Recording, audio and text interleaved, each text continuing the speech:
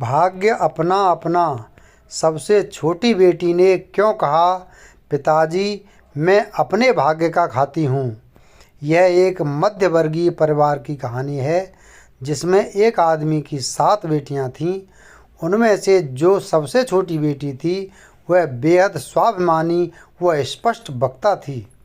पिता अवश्य ही परिवार को भली भांति पाल रहा था, परंतु साथ ही साथ वह अपने पूरे परिवार पर अपने द्वारा किए गए प्रत्येक कार्य के बदले एहसान जताता था और यह भी चाहता था कि उसकी पत्नी व 7 बेटियां उसकी हर बात में हाँ मिलाएं तथा उसका एहसान भी मानें।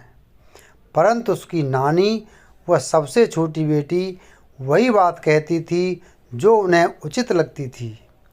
पिता सबसे छोटी बेटी वह अपनी सास से नाखुश रहता था क्योंकि वह एक घमंडी व्यक्ति था और उसे अपने किए गए हर एक काम के बदले सभी से वाहवाही चाहिए थी, जो कि उन दोनों ही से उसे नहीं मिलती थी।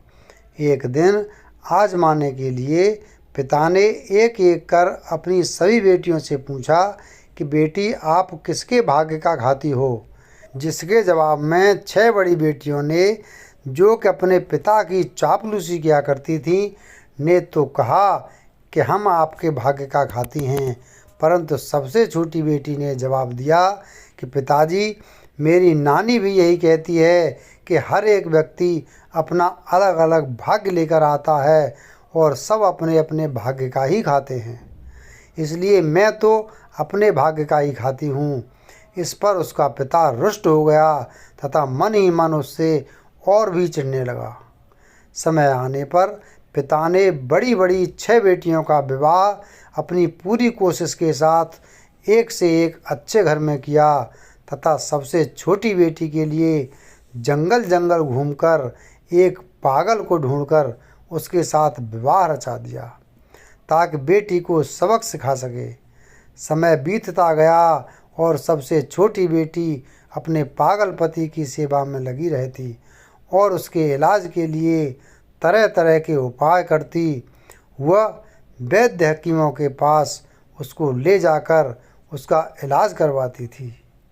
एक दिन एक हकीम के इलाज से अचानक वह ठीक हो गया, जिससे उसकी पूरी याददाश्त वापस आ गई, जिससे पता चला कि वह किसी प्रदेश के राजा का इकलौता बेटा है, जो कि पागलपन में घर छोड़कर जंगलों की ओर भटक कर आ गया था, जबकि राजा के सैनिक निरंतर उसे ढूंढने का प्रयास कर रहे थे। यह जानकर उस राजकुमार की पत्नी यानी कि सबसे छोटी बेटी बेहद प्रसन्न थी। उसकी खुशी का ठिकाना न रहा। इधर राजकुमार को ढूंढते हुए राजा के सैनिक भी उस तक आ पहुँचे तथा राजकुमार व उसकी पत्नी दोनों को लेकर वे राजा के पास राज दरबार में पहुँच गए, जहाँ पर अपने आप को राजमहल की बहू पाकर वह बेहद प्रसन्न थी तथा भगवान को कोटि कोटि धन्यवाद दे रही थी। अपने खोए हुए पुत्र को पाकर राजा की खुशी का भी कोई ठिकाना न था। उसने अपने बेटे और साथ में पुत्र वधू पाने की खुशी में पूरे नगर की दावत के लिए ढिंढोरा पिटवा दिया, जिसके लिए एक दिन नियत किया गया।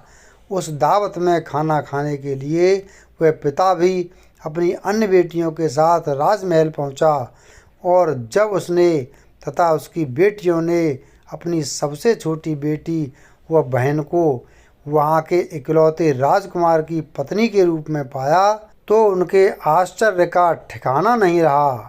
पिता ने शर्मिंदा होकर अपनी सबसे छोटी बेटी से कहा कि बेटी मैंने तो तेरा विवाह एक पागल के साथ किया था, फिर यह करिश्मा कैसे हुआ। तब बेटी ने जवाब दिया कि पिताजी हर कोई अपना अपना भाग्य लेकर आता है, जैसा कि मेरी नानी कहा करती थी। आपने तो जानबूझकर मेरी शादी एक पागल के साथ की थी, परंतु मेरे भाग्य में एक राजकुमार से विवाह लिखा हुआ था जिसको आप नहीं बदल पाए। अतः आज भी मैं यही कहती हूँ कि मैं अपने भाग्य का खाती हूँ। इस पर पिता को अपनी गलती का एहसास हुआ और उसने शर्मिंदा होकर वह अपने घमंड को दरकिनार करते हुए अपनी बेटी से क्षमा याचना की और यह मान लिया कि हर कोई अपने भाग्य का खाता है। वीडियो अगर पसंद आया हो तो वीडियो को लाइक करें और चैनल को सब्सक्राइब करें। धन्यवाद।